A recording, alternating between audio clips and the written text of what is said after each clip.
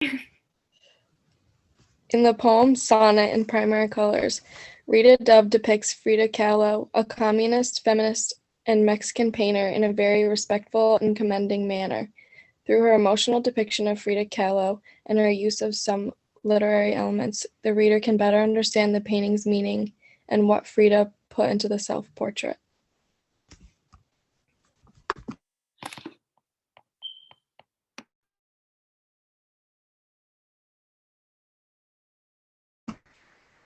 In Sonnet in Primary Colors by Rita Dove, the colorful array of the words used could suggest that this poem is a portrayal of Dove's point of view on Frida Kahlo.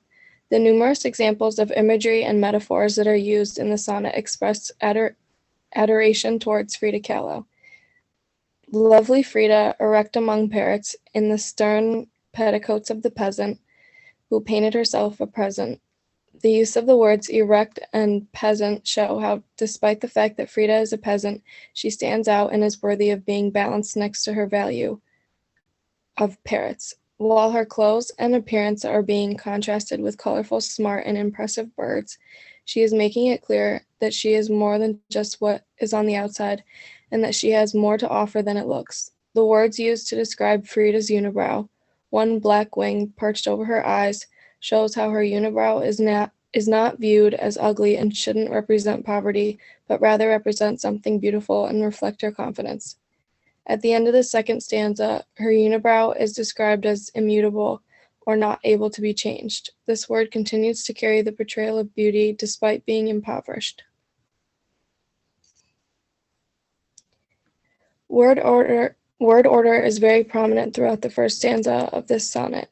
There are numerous dashes used throughout. These dashes are worked into the poem to apply emphasis on certain words and ideas to allow the reader to make a more powerful connection between two thoughts.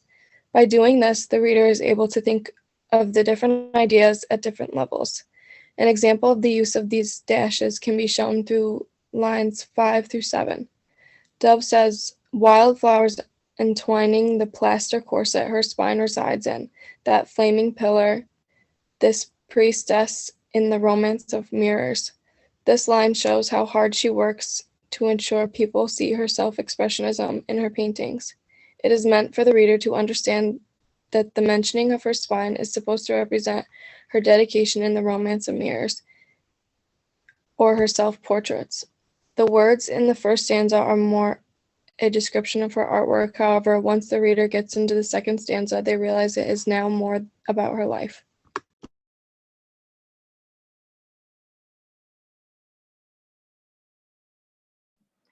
This is the artwork being criticized through a poem. The artwork is done by Frida Kahlo.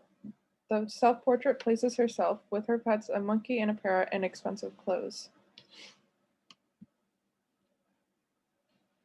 In this poem by Rita Dove, the speaker seems to be a fan of Frida, despite being an art critic. The speaker gives the presentation of being a fan by mentioning Frida's uniqueness, her eyebrow, and painting abilities. The speaker admires Frida for being able to depict herself as more rich and successful by painting herself with monkeys and expensive corset, despite not owning either.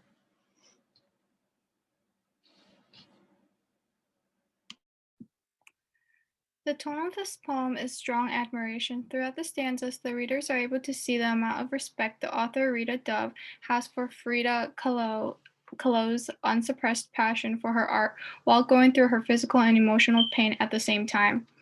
Some examples of this respect may include the lines of, "This is for the woman with one black wing perched over her eyes." Rita refers Frida's infamous unibrows as something beautiful. Rita also describes her appreciation for Frida by using the skills of imagery on Frida's paintings and personal life events to describe who Frida is as a person. Rita describes Frida not only as a painter, but as a pioneer in her paintings and a feminist leader, which may explain why Rita admires Frida, since Rita was also from a place that women do not receive many rights. And we can also see some of this feminism in Rita's poem Lady Freedom Among Us. In the poem, imagery is used to bring poetic to life. And there are two examples in line 3 and 5. Line 3 says, standing erect among parrots in the stern petticoats of the peasant. In this line is painting Frida among the parrots. They are colorful birds. Even though this talks about her clothes as a peasant, she stands out. And the dove is painting her portrayal of Frida. And in line 5, wildflowers entwining the plaster corset. This is also another example of imagery because it talks about how Frida is very connected with nature. And for the theme, theme of adoration, and Kahlo is a feminist. Rita Dove was from an area which women weren't appreciated. And then the third one being beauty is in the eye of the beholder, because Rita has been through a lot of physical and emotional pain. However, she is still able to produce beautiful work of art.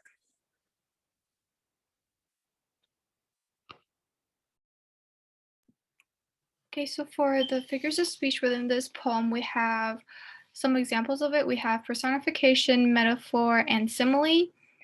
And there are some of the listed examples for it. So for the first one, personification, we have her spine resides in the romance of mirrors. This describes Frida's self-portraits are one of the most important piece of the art that is within her artwork, and which Rita refers to them as the romance of mirrors. And for metaphor, we have, this is for the woman with one black wing perched over her eyes. As previously stated, the author uses this metaphor to describe Frida's infamous eyebrows into something, unibrows into something beautiful. And then the second metaphor example, we have Diego's love a skull and a circular window of the thumbprint searing her immutable brow. So for this line, it shows the love between Frida and Diego has died, as Rita described it as a skull. However, Frida still thinks about it constantly and it won't leave her mind.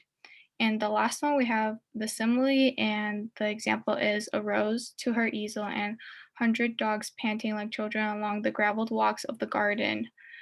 For the simile example, the first part of it is a metaphor where it describes the dogs panting like Frida's thousands of fans being crazy about her artwork and stuff. And then it is followed by a simile, which is like children along the graveled walks of the garden.